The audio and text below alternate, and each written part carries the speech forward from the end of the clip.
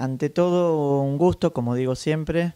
Gracias por aceptar la invitación. Para nosotros esta plataforma de Pensar en Movimiento es un recurso didáctico no solo para los alumnos, sino también para los docentes. Y la intención es dialogar con pensadores americanos desde el marco de su experiencia, su formación, su disciplina, y poder intercambiar, conceptualizar y fundamentar conceptos que puedan ayudar a la práctica.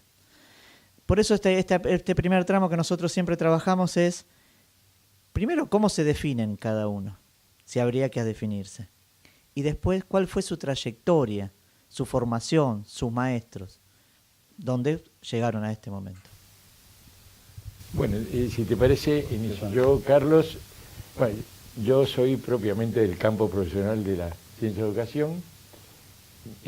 Quiero contar por qué soy de la ciencia de educación y no de otra profesión. Yo era estudiante de la Facultad de Derecho y era preceptor en mi escuela. Yo había sido el segundo promedio de mi promoción en la Escuela Normal Mariano Acosta, el primer promedio, un muchacho bien traga, médico, Juan Carlos Vidal, el que trajo la crotoxina al país, ahora falleció, Juan Carlos ya hace años, ¿no es cierto? Quería dedicarse a estudiar y me tocó a mí ser preceptor. Y bueno, ahí ya en el primer año, cuando estaba cursando Derecho, Gustavo Silviano, que había sido profesor mío en la secundaria, era profesor en la facultad, y me cuenta del nuevo plan de estudio de ciencia de educación, sin latín, sin griego, sin todas esas cosas que tenía antes las carreras de la Facultad de Filosofía y tal, la nueva carrera de ciencia de educación. Entonces digo, bueno, voy a aprobar, me asomo a la facultad, fui a cursar una o dos materias, y bueno, y el ambiente de Filosofía y Letras, frente al ambiente tan frío, uno en Derecho estudiaba en los libros y iba a dar examen, ¿no es cierto? Después ha ido cambiando, pero en esa época me atrajo, y digo, bueno, voy a hacer las dos a la vez. Yo tenía dos trabajos, era maestro de primaria y preceptor en una costa, y con dos, digamos, no me iba a graduar nunca. Digo, hago primero Ciencia de Educación y luego termino Derecho. Cuando terminé Ciencia de Educación, fui a Derecho y ahí me di cuenta que ya no me interesaba, ¿no es cierto? Que evidentemente ya en mi carrera era Ciencia de Educación, y fue muy rápida mi definición profesional, porque al contrario de todas mis compañeras, sobre todo mayoría, casi totalidad de mujeres, todos se dedicaban a la pedagogía, a la psicopedagogía, a la didáctica, y bueno, yo me dediqué al tema de la política, la planificación, la administración. La planificación estaban haciendo en ese momento, en América Latina, y bueno, ahí hice, digamos, cuando me gradué, me postulé para una beca en Chile, en Brasil y en Chile, para hacer mi posgrado, una maestría, que al final fue una beca UNESCO, una beca para la Universidad de Chile, en donde hice mi maestría en planificación y administración, y ahí quedó ya, cuando yo tenía 24 años, 24, 25 tendría cuando termine la maestría, marcada mi área, ¿no es cierto? Hay un gran pedagogo argentino, Ricardo Nassif, de La Plata, me había conocido cuando volví, y el que había llevado la materia de política y educación en la Universidad de La Plata era un viejo político argentino, Américo Violdi, que se jubiló después de 30 años, Américo Violdi, de llevar la cátedra de política educacional, y yo teniendo 24 o 25 años me ofrece la cátedra como profesor titular en La Plata de política educacional. Así que ahí quedó, digamos, confirmado también académicamente, no solo, y simultáneamente, casi simultáneamente con eso, me estaba yendo como profesor a El Salvador, a la Universidad de El Salvador, pero no a la Universidad acá de El Salvador, sino a la República de El Salvador, en San Salvador, como profesor, y un día una persona que yo había conocido en Chile, que era directora de la Oficina Regional de UNESCO, me llama, Luz Vieira Méndez, y me dice, mire, quiero verlo hoy esta noche, ¿se acuerda de mí? Y sí, bueno, me dijo que me había presentado, nos había presentado y diciendo que había hablado mucho de mí, el profesor que ha sido mi director en la maestría, que era un brasileño, un tipo brillante, Joan Roberto Moreira, y me dice, mire, quiero verlo esta noche en el hotel tal. Bueno, como no, dice, cuando lo veo me dice, mire, acabo de estar con el presidente Ilia acababa de de asumir como presidente, hacía pocos días, me ofrece la presidencia del Consejo General de Educación. Ella de muy joven había trabajado en Córdoba con Ilia, cuando Ilia fue vicegobernador antes del 45, en el 42, 43, y yo quiero seguir en la UNESCO, entonces le ofrecí desde Santiago orientar todo el tema de la planificación educativa en el país, que no se había creado, y le propuse que usted se haga cargo. Digo, no, yo me estoy yendo en 15 días a El Salvador, digamos, ya tengo el pasaje, todo, me estoy yendo. Dije, no, pero ¿cómo se...? Sí, mire, bueno, ella, yo mañana vuelvo a Chile, a Santiago, porque ir a la sede de la UNESCO, y hablo con el ingeniero Roque Carranza, que va a ser el secretario del Consejo Nacional de Desarrollo, el CONADE, el que ahora lleva la estación el ingeniero Carranza, que lleva la estación de subterráneo en Palermo, el nombre, y bueno, va a hablar tal día, me escribe tal día ahí en el Consejo de Desarrollo, lo veo, Carranza dice, mira, la profesora Luis Villavende me dice lo que acordó con el presidente, y que para ganar tiempo nosotros le hagamos así en el Consejo Nacional de Desarrollo el contrato. Dice, sí, pero ¿y usted se está yendo? Sí, me estoy yendo y tengo el pasaje en 15 días. Y bueno, ayúdeme, yo quiero quedarme ante esta alternativa, ayúdeme a decirles que no a los salvadoreños. Ya tenía pasaje, la designación en cátedra y demás. Y dice, bueno, prepárenme para mañana la nota y se la mandamos vía la embajada, además. Jamás contestaron los salvadoreños, ¿no es cierto? Es decir, yo me imagino, vos que fuiste decano, él era el decano de la Facultad de Humanidades, creo, y parece un tipo muy importante, según me dicen allá en El Salvador, Marroquín era el nombre de él, que 15 días antes de empezar las clases, un profesor que vino a contratar tan lejos, le dice que no viene, ¿no es cierto? Me imagino ahora. Bueno, cuento esto porque estas cosas, mi diferenciación con el resto de mis compañeras en la carrera, el hecho de poder haber hecho el posgrado apenas me gradué, y eso fue gracias no quiero extender más esto, al director de becas de ese momento de la Universidad de Buenos Aires, que estaba en la administración de Richieri Frondizi como rector, ¿no es cierto? Que, digamos, no quiero contar los detalles, pero fue el que me abrió la posibilidad de esa beca. Y bueno, el haberme especializado allá, volver la cátedra y organizar el planeamiento educativo en el país, selló mi destino.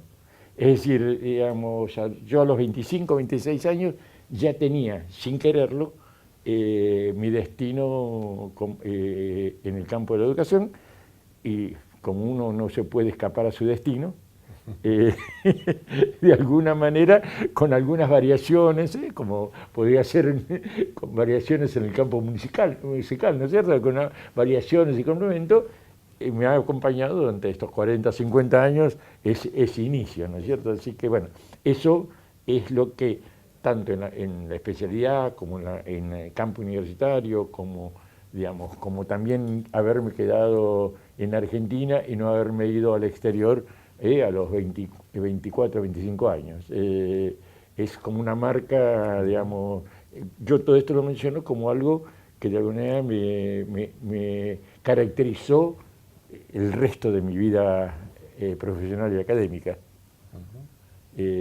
Así que bueno, creo que quizás ahora vendría que conozcamos lo referente a Carlos. Bueno, mi situación es, por ahí casi diría diametralmente otra, porque yo provengo del ámbito de las ciencias naturales, o sea, yo entro a la carrera de agronomía en la Universidad de Buenos Aires, es una carrera muy sustentada en la formación en ciencias naturales, en la formación de las ciencias duras, una carrera que sin embargo tenía un perfil particular porque era una carrera de tecnología, o sea, apuntaba a procesos productivos, no era una carrera de biología exclusivamente. Y desde el comienzo ahí aparecen ya algunos rasgos que evidentemente yo iba a tener toda mi vida después, que fue una preocupación por la educación, pero desde la perspectiva del estudiante, más que desde la perspectiva todavía del docente, que yo no lo era. O sea, yo como estudiante, la mía era una carrera muy enciclopédica, cargada de materias, cada materia cargada de datos, de información, de detalles y de cuestiones que había que memorizar. Y yo tenía una pelea muy grande con eso. Yo permanentemente decía que no había que aprender así, que había que aprender cosas conceptuales, grandes cuestiones, no detalles y técnicas exclusivamente, que había que trabajar más en fundamentar por qué hacíamos las cosas. Bueno, eso era, sobre todo en los 2 años finales de mi carrera, era un planteo mío permanente, y lo he hablado con inclusive docentes de mi facultad. Yo creo que de alguna manera yo venía marcado ya por el tema docente. A mí me marcó mucho una excelente profesora de química en el 5º año del colegio secundario, que en ese momento era el último año del secundario, que era excelente docente, que hizo que yo amara la química. De paso, congeniaba con mi padre, que mi padre era bioquímico, así que tenía un punto en común muy fuerte con él. Y después, en el primer año, tengo la suerte de ser alumno de uno de los grandes, casi se podría decir, el maestro de la agronomía en el país, que fue Lorenzo Parodi, que ya era un hombre grande, falleció al año siguiente de que yo lo tuve como profesor en primer año, que era un eximio docente, que tenía además la virtud de ser un eximio dibujante, con lo cual con una tiza en un pizarrón o tizas de colores, hacía todo lo que no nos podía mostrar en fotografías o cosas por el estilo, con lo cual a mí me cautivaba su capacidad didáctica, su capacidad de tener pasión por lo que sabía y lo que enseñaba, ¿no? Y yo apenas termino, me recibo en mi carrera, empiezo a trabajar como ayudante, la docencia me gustaba mucho. O sea, me empiezo a desarrollar muy fuertemente como docente, con actitudes muy críticas, con actitud frente a la docencia, donde rescataba aquello de lo cual me quejaba como alumno, o sea, una visión diferente. En general eso hacía que yo tuviera una capacidad de vinculación con los alumnos muy alta. Los alumnos en general de la facultad, yo estaba sobre el final de la carrera, éramos siempre cohortes muy chicas, eran grupos chicos, entonces me tenían muy bien conceptuado. Esto tuvo después impacto en que cuando llegó un momento en el año 85, que hubo a comienzos del retorno de la democracia, después de la última dictadura militar, el alumnado fue un punto importante en proponerme a mí como decano de la facultad. O sea, tenía un buen nombre entre ellos como docente. O sea, siempre hubo una fuerte pregnancia de la docencia en mí. Si yo me tuviera que definir como algo, me definiría como docente. En ese sentido, me doy cuenta 50 años después que mis peleas actuales, así en sentido figurado, por la mejora de la enseñanza en nuestra universidad, en la UNTREF, por los cambios en las carreras de grado, por la formación de los docentes, por hacer carreras que estén vinculadas a las problemáticas que van a tener que enfrentar a los alumnos, no es nada más que una variante más de la misma inquietud que tenía a los 20 años como estudiante de agronomía. Yo siempre dije que yo nunca me he olvidado de cuando fui estudiante. Creo que eso me ayudó mucho en la práctica docente, ¿no? Siempre me acordaba de, bueno, cómo veía yo las cosas desde el lugar del estudiante, y entonces tratar de imaginarme cómo las estarían viendo mis estudiantes cuando yo les estaba dando clases. Eso, bueno, Carlos, cambia mi perspectiva. Yo te decía, desde que estábamos trabajando con el UTEP, que yo veía que eras un pedagogo en realidad, pero veo que tu vocación de pedagogo no es ahora, sino que viene desde tu época de estudiante y de inicio de tu tarea docente universitaria, ¿no es cierto? O sea que, digamos, descubro que es una beta que has ido desarrollando lo de pedagogo vinculado con tu profesión primero y ahora con la universidad en su conjunto desde siempre, ¿no es cierto? O sea, claro, que frente a una carrera que evolucionaba muy rápidamente por los cambios tecnológicos que se iban dando, el mundo de la biología cambió mucho en el siglo XX. La biología fue, después de la física, la otra disciplina que tuvo un cambio revolucionario en el siglo XX, ¿no? Digamos, de la física nos viene todo el mundo actual que manejamos de la informática, de internet, de la electrónica, todo eso, y de la biología nos vienen todos los cambios en la biotecnología, en las clonaciones, en el manejo del ADN. O sea, son dos ciencias que tuvieron enormes cambios, con lo cual los cambios en el terreno productivo eran tan veloces y tan acumulativos que yo decía, no podemos seguir con la lógica meramente acumulativa y de aprendizaje de técnicas o de cuestiones exclusivamente instrumentales o operativas. Tenemos que tener un conocimiento de base más sólido, más firme. Ligado a lo que recién comenta Norberto, mi desarrollo engancha finalmente con el punto en el cual él me conoce más, porque tiene que ver con eso, que es cuando yo hago el doctorado de nuestra universidad, el doctorado en ese momento interinstitucional entre UNTREF y Lanús, al cual se agregó San Martín a posteriori, que es ahí donde es como que yo termino de cerrar mi propia historia, cerrar en el sentido de completar, y es donde de alguna manera le doy a mi interés y mi vocación y mi práctica, pero casi autodidacta, docente, le doy una sistematización y le doy un perfil pedagógico, realmente, que es lo que Norberto destaca. Yo ahí sentí que pegaba un salto enorme en mi comprensión de los procesos educativos. O sea, para mí fue muy significativo. Fue como un paso académico de cierre de ese proceso que venías elaborando a lo largo de tus 40, 30 y tantos años anteriores, ¿no es cierto? Y durante después, de alguna manera entro en algún punto en una convergencia con la historia de Norberto. Cuando yo asumo como decano de la facultad, se da un hecho muy llamativo. Yo soy el decano más joven de la historia de la facultad, o sea, asumo como decano a los ¿Que tenías 30 y poco? 38 años. 38 años. Cuando normalmente en la Facultad de Agronomía eran grandes señores, de 50 para arriba todos.